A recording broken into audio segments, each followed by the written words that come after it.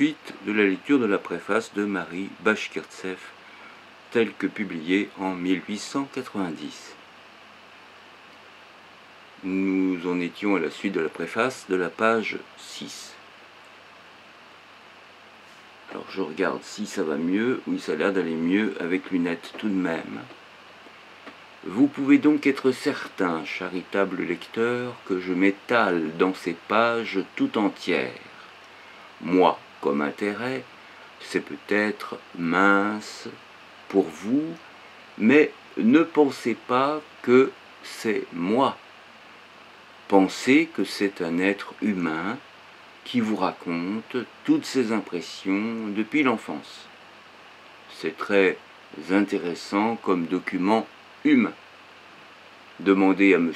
Zola, et même M. de Goncourt, et même à Maupassant, mon journal commence à 12 ans et ne signifie quelque chose qu'à 15 ou 16 ans. Donc il y a une lacune à remplir et je vais faire une espèce de préface qui permettra de comprendre ce monument littéraire et humain. Là, supposez que je suis illustre. Nous commençons. Je suis né le 11 novembre 1860. C'est épouvantable, rien que de l'écrire. Mais je me console en pensant que je n'aurai certainement plus d'âge lorsque vous me lirez. Mon père était le fils du général Paul Grigorievitch Bashkirtsev, d'une noblesse de province, brave, tenace, dure et même féroce. Mon aïeul a été nommé au grade de général après la guerre de Crimée, je crois. Il a épousé une jeune fille, fille adoptive d'un très grand seigneur. Elle mourut à 38 ans en laissant 5 enfants, mon père et 4 sœurs. Maman s'est mariée à 21 ans, après avoir dédaigné de très beaux partis. Nous en sommes passés à la page 7. Maman est une demoiselle babanine. Du reste, du côté, c'est pas du reste, c'est du côté des babanines, nous sommes de vieille noblesse de province, et grand-papa s'est toujours vanté d'être d'origine tartare de la première invasion.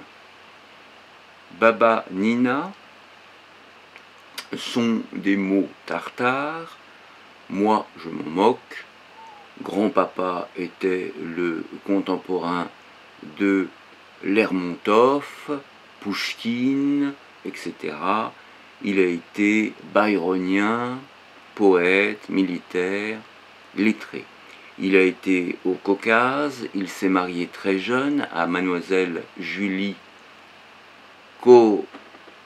Koruelius, âgée de 15 ans, très douce et jolie. Ils ont eu 9 enfants, excusez du peu.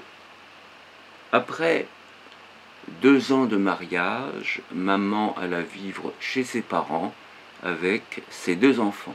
Moi, j'étais toujours avec grand-maman qui m'idolâtrait. Avec grand-maman, il y avait pour m'adorer ma tante, lorsque maman ne l'emmenait pas avec elle. Ma tante, plus jeune que maman, mais pas jolie, sacrifiée et se sacrifiant à tout le monde. En 1870, au mois de mai, nous sommes partis pour l'étranger.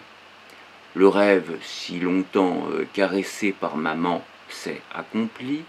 À Vienne, on resta 1 mois, se grisant de nouveautés, de beaux magasins et de théâtres. On arriva à Baden-Baden au mois de juin, en pleine saison, en plein luxe, en plein Paris. Voici combien nous étions. Grand-papa, maman, ma tante Romanoff, Dina, ma cousine Germaine, Paul et moi, et nous avions avec nous un docteur, cette Angélique, incomparable, Lucien Valsky, et nous sommes passés à la page 8 de cette préface de Marie Bashkirtseff pour son journal, publié en tout cas en 1890. À bientôt.